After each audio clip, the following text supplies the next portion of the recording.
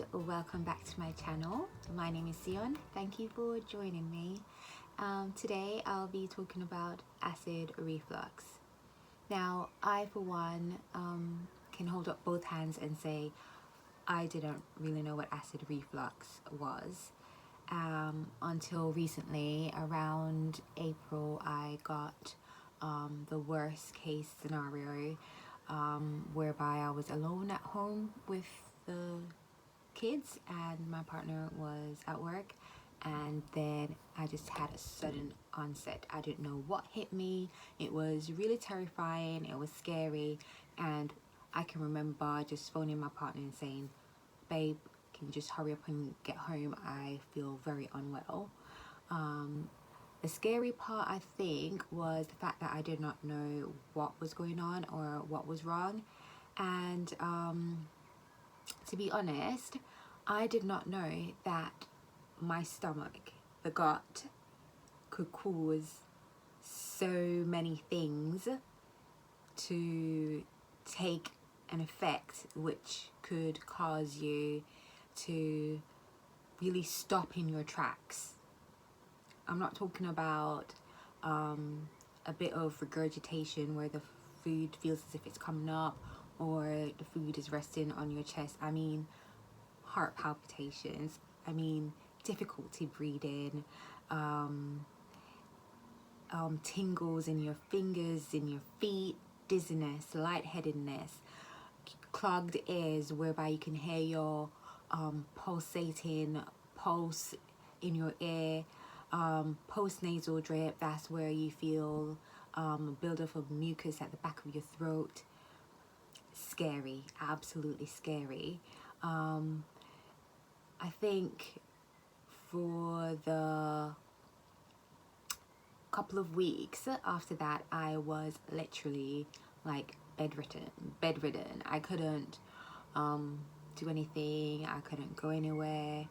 I felt so weak, nauseous. I was off my food. I was losing weight like crazy. Plus I was breastfeeding. I still am. And so because of the fact that I wasn't eating, anything that I did eat and was trying to produce nutrients for my body was going back into feeding my baby. And it was heartbreaking to think that I would have to wean him off so early, as I had breastfed both my other children until they were about 1.5. But yeah, the scary thing as well was it was happening at the same time as this whole pandemic thing. And so at one point I was thinking, do I have the virus? And that made me so terrified. I did not want to call the ambulance. I did not want to go into hospital. I was thinking about I was surely going to die. It was so scary. Eventually I did get the ambulance out. By the way, phoning 111 and phoning my GP did not help, because as soon as I mentioned that I was having difficulty breathing, their first go-to was self-isolate. And so that meant my partner had to take time off work and be at home with me, which in itself was a gift, because I could not do anything because I felt so weak and literally as if I was going to pass out.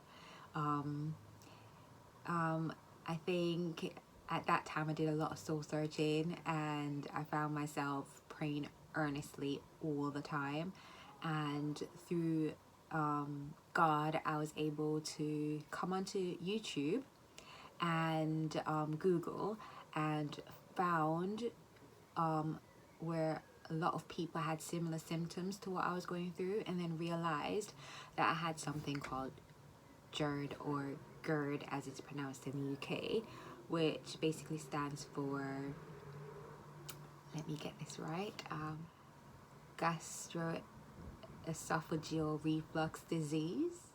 Well, I hope I've said it right. So basically this is where you have repetitive episodes of acid reflux.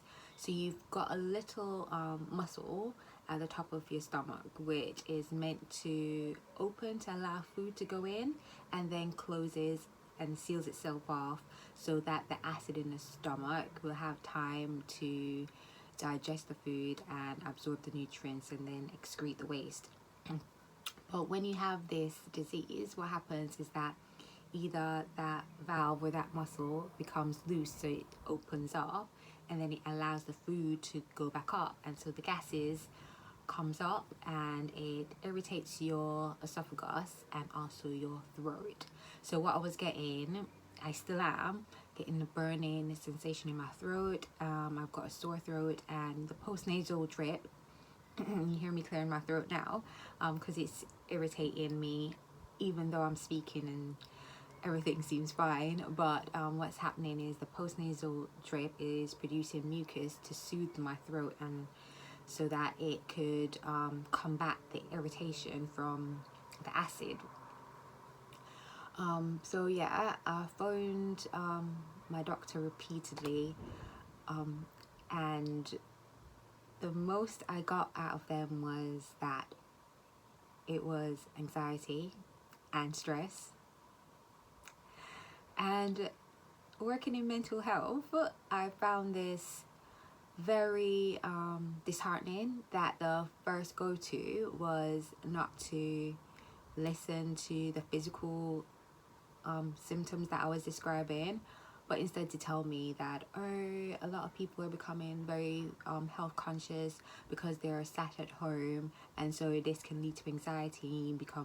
You become much more aware of your body. And I found myself becoming frustrated, and I would say, yes, I have become more aware of my body since these symptoms have developed.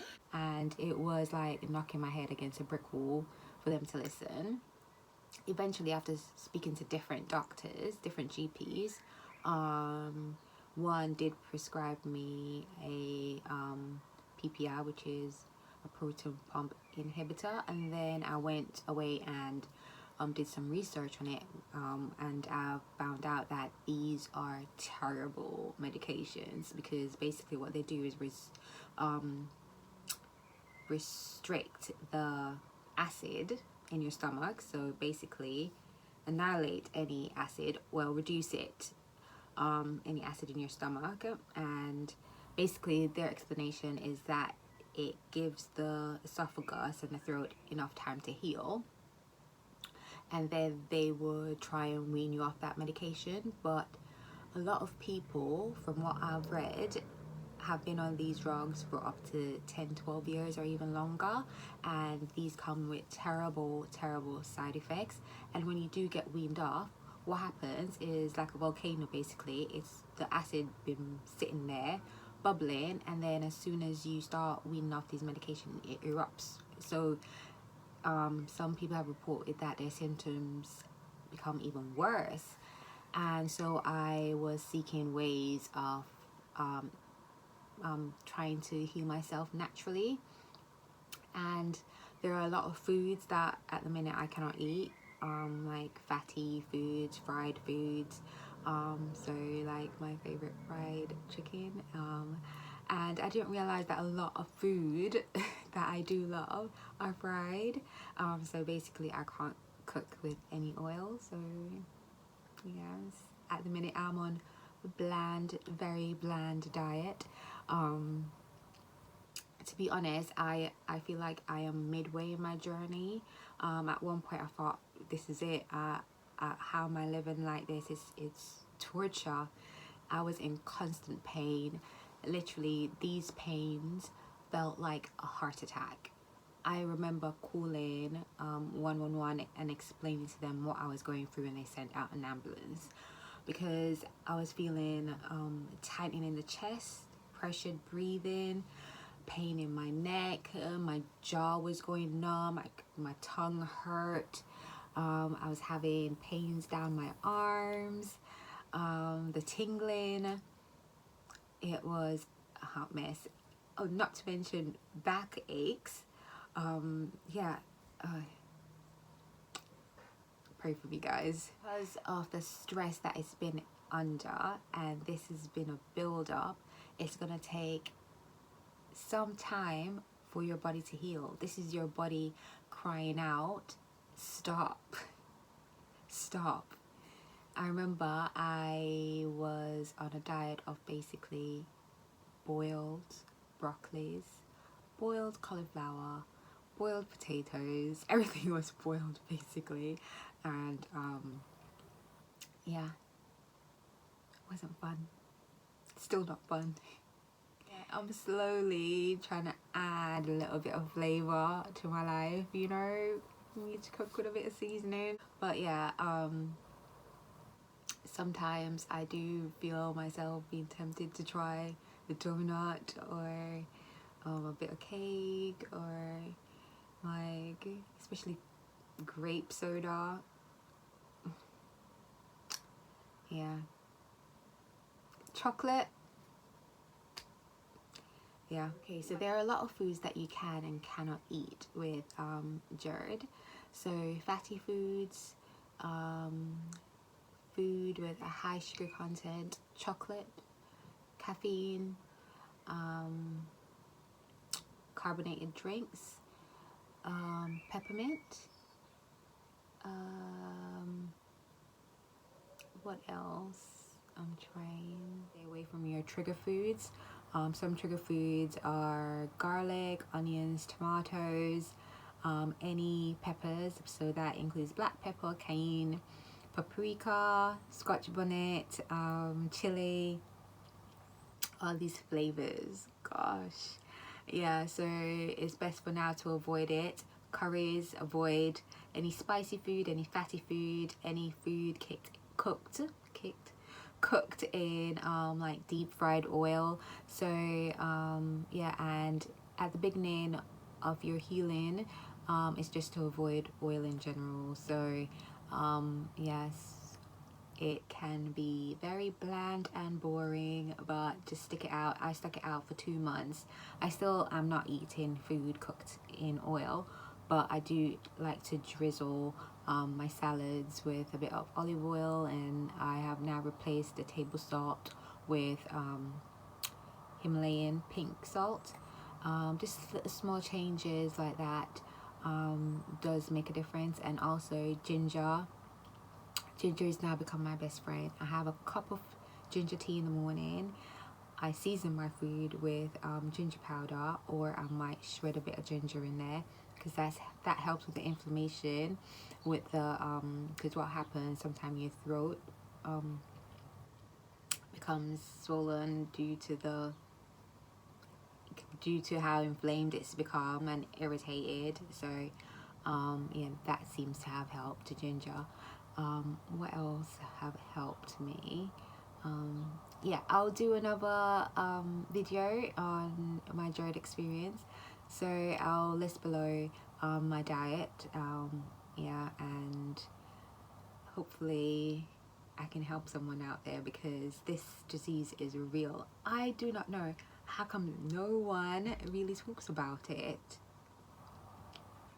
Yeah, but apparently it does affect a lot of people. So yeah, stay tuned for that video. Thank you so much for sticking around till the end of the video. If you're new or haven't subscribed, please do, and please join me again in a brand new video. So until next time, take care. Bye.